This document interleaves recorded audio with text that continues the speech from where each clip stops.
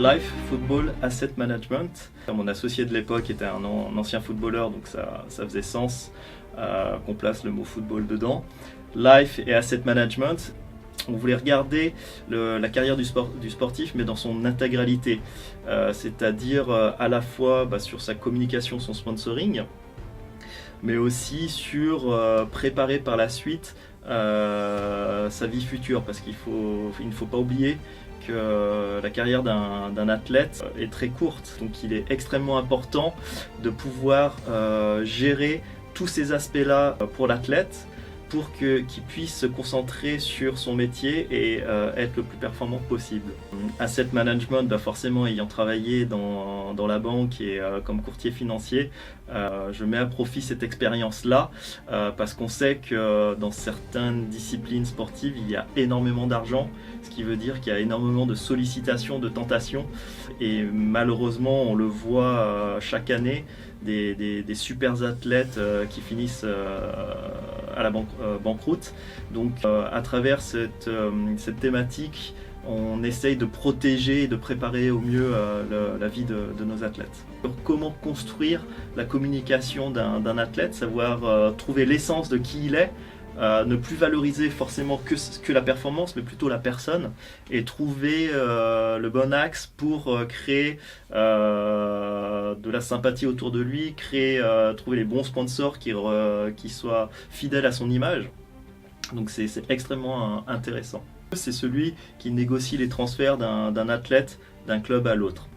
Cette partie-là, moi personnellement, je l'outsource. Déjà parce que pour pouvoir être agent au niveau du football, même si ça a été un peu dérégulé, en Suisse, c'est un peu plus libre. Même s'il faut faire les démarches auprès de la SECO.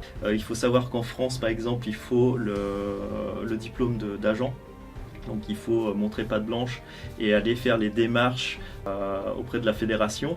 Ce qui fait que du coup, je préfère me focaliser sur le métier qui est plutôt en dehors du sportif, de l'aspect sportif. La gestion de la communication. On a vu l'année dernière des footballeurs être mis à pied par leur club parce qu'ils ont fait des bêtises sur les réseaux sociaux. On a vu malheureusement dans le domaine du football des joueurs écartés parce qu'il y a eu des affaires pénales. On voit vraiment l'importance de la communication dans ces moments-là. Et c'est sur cette thématique-là que je travaille énormément avec mes athlètes. Et puis aussi, bien sûr, il faut savoir que l'athlète a aussi une valeur marchande en dehors du sport. Et je fais en sorte qu'elle grandisse et qu'il puisse avoir un deuxième revenu. Si vous faites ça que pour l'argent, ça va savoir très vite et vous n'allez pas perdurer. Sachez que si on en revient au métier d'agent, c'est presque un métier précaire.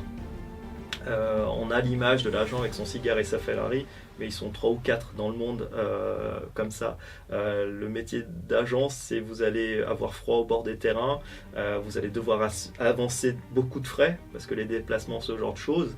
Vous allez devoir vous faire un nom, vous allez devoir dépenser dans la formation, parce que s'il faut passer la licence française, c'est un investissement. Donc faut vraiment aimer et vouloir faire ça dans le but de vous épanouir. Si vous pensez à court terme en essayant en se disant ouais, je vais trouver la perle et puis je vais devenir millionnaire, vous faites fausse route. Il y a une chose qui est fascinante, c'est de travailler avec les athlètes. Ils ont un mindset, un état d'esprit. Il ne faut pas oublier que ce sont souvent les meilleurs dans leur domaine. Ils ont cette faculté à devoir toujours se remettre en question pour être toujours performants. Ils sont confrontés à énormément de choses, la pression du résultat, la pression sociale, la peur de la blessure, parce qu'il ne faut pas oublier qu'elle existe. Cet aspect-là de l'humain, c'est-à-dire de travailler avec ces personnes, est vraiment fantastique. Dans l'entrepreneuriat, de manière générale, c'est de travailler sans filet de secours. Donc il y a des fois où c'est extrêmement difficile de se dire « Oups, on est le 25 du mois, j'ai signé aucun contrat, est-ce que je vais pouvoir encore payer mes factures ?» Donc cet aspect-là est souvent préoccupant, surtout au début. Dans certains domaines sportifs, ce qui est moins agréable, c'est que vous êtes confronté à des personnes malhonnêtes. Il faut dire ce qui est. À partir du moment où l'industrie génère beaucoup d'argent, génère aussi beaucoup de convoitises, et on est parfois confronté avec des personnes pas très très honnêtes. Donc c'est vraiment pour moi une plaie, mais des personnes qui gravitent autour des athlètes pour profiter soit de leur argent, soit de leur aura. Il y a énormément de profiteurs, et c'est aussi le métier de l'agent de protéger l'athlète de tout cet univers-là. Parfois la famille des athlètes, il faut leur tenir un discours extrêmement dur, limite un peu, pas isoler l'athlète parce que c'est pas réellement possible, mais au moins faire en sorte que la pression familiale soit moindre. Le père qui veut absolument que son gamin devienne le prochain Roger Federer, souvent il fait plus de mal à la fois psychologique et professionnel à son enfant. Donc il faut pouvoir aussi tenir ce discours-là, qui n'est pas toujours facile, mais toujours dans le bien, avec l'optique de protéger l'athlète et de faire en sorte qu'il puisse s'épanouir pour être performant. Et de la curiosité, le goût du challenge. J'ai longtemps pratiqué beaucoup de sports, très compétiteur. Je déteste perdre. Donc on retrouve certaines qualités propres aux athlètes de haut niveau. J'ai pas le physique malheureusement qui a suivi, mais ouais, il faut être persistant, courageux, extrêmement courageux, parce que on ne sait pas trop de quoi l'avenir sera fait. C'est extrêmement concurrentiel. Je parle notamment du football.